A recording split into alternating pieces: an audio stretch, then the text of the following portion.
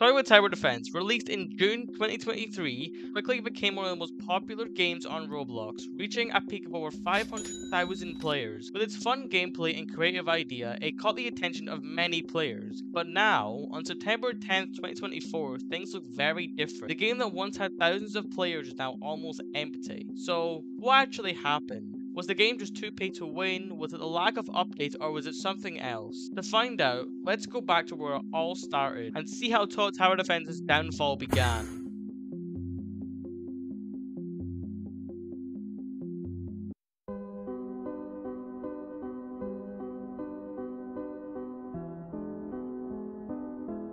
Inhi. Known for his controversial online presence, Inhi became the center of attention after Twitter exploded with the news of his cancellation. He was accused of a lot of things I cannot mention in this video, and since that day, he has been completely inactive on all social platforms. While the drama faded after a few weeks, it raised the bigger question: was this the beginning of Tower Defense's downfall or not? Around the same time, TDD released Sandbox Mode, where developers and partners could run admin commands in a copy of the original game. This caused problems because players could now access any units for free in this copy. With Sandbox Mode offering everything without the grind, it raised a crucial issue. Why play the original game when you can just get everything instantly? This led to a noticeable drop in not just the player count, but also original content, as many streamers began to focus their content on purely just Sandbox Mode.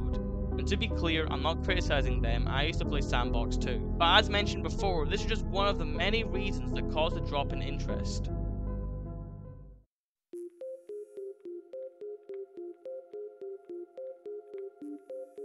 Tower Defense has a lot of units now, with a lot more coming per update. Although, most of the time, these units are unobtainable without the need of your mother's credit card. I believe this helps kill the game because most of Tower Defense's fanbase are kids and cannot afford to buy every new unit in the exclusive shop. However, recently this has been taken care of as Telanthric has made the last few updates very free to play. To go as far to make an entire summer pass that you can only get by grinding and not spending money.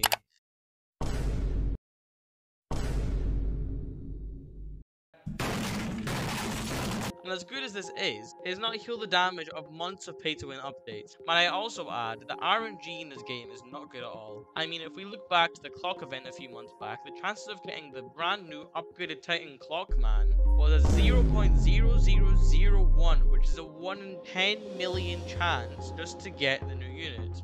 And to get one crate, it took a lot of grinding if you were not willing to spend the money. And yes, I understand the unit was the rarest of all time and an ultimate, but it still does not defeat the fact that it was next to impossible to obtain.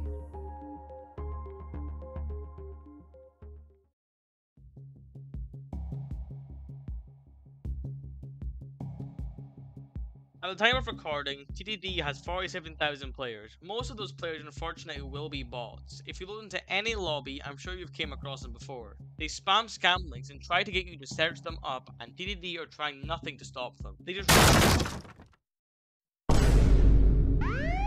said she was trying. It was a joke, I'm sorry!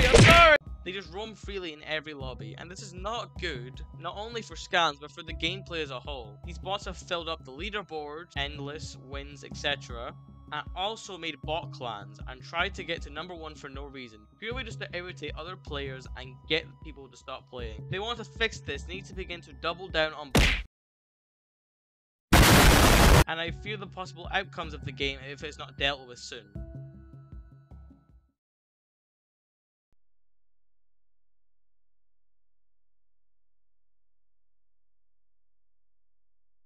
Because of the Tower Defense Discord server, the amount of scammers you come across are crazy. I understand every game has them, but it feels as if TDD has a lot more all the time. And as a partner myself, I have almost fallen for countless scams, and as usual, it seems to be the developers that do not give a single crap about it, and they are more purely focused on just the future updates. Which is understandable in some sense, however, they should also knuckle down on the reasons people leave and why they won't play these updates. I urge you all to be careful in Tower Defense as scammers do roam freely and often, and it is more common than you think, and it is beginning to get worse by the days.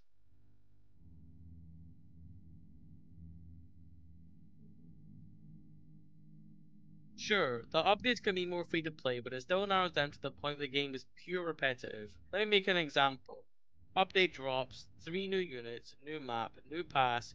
You grind the pass for units by playing the map over 1000 times, and finally you get to the end pass, and you obtain all of the units. And now you have to be quick enough to sell all these units before they lose all of their value and become extremely common.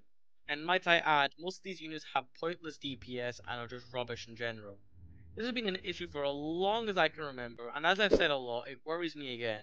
Although it is a tower defense, it can still be less repetitive if done correctly.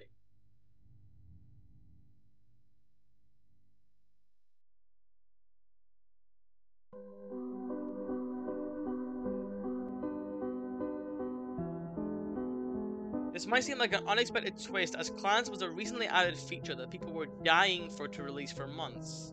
Although I believe ever since it released it just became a more competitive environment, and I get it, it's clans and it will soon have the ability for clan wars.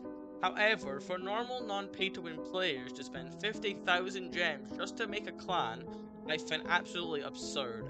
And then for at one point, one of the top clans was a bot clan, and as usual, it is not being dealt with by the developers or Telanthric himself immediately. They seem to make a new feature and take an eternity to fix the big issues and bugs with it. And they got a new developer on the team, so nothing should be stopping them from splitting up into different categories to do things.